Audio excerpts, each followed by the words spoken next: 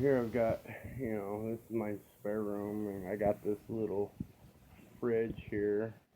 Used to be a vending machine, kind of like one of those vending machines. So I got this little fridge here for free, and I ripped out the compressor and stuff, and I'm getting ready to put a couple plants in this. So here's what I got. I've got 2 holes I got to cut out, and the plants are going to come up through there.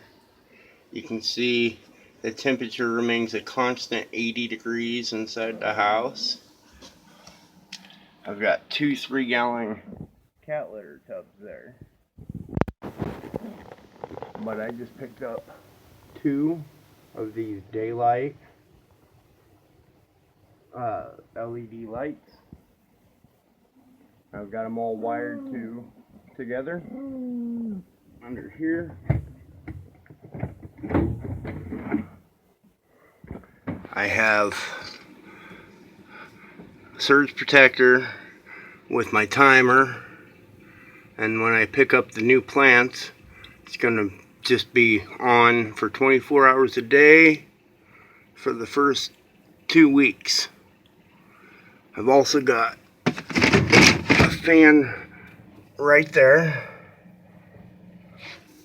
and one right there,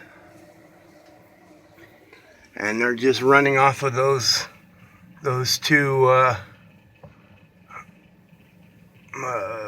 power units there for phones. I just cut off the wires and spliced them in. So we got an intake and an exhaust, but it's staying a constant temperature of 80 degrees.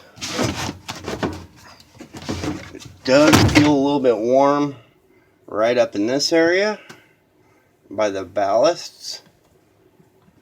In fact, I might not want the plants to touch those, but the idea is to let the plants get to about this tall and then do a field of green and then bloom them. So it should only take a few weeks to start the blooming process.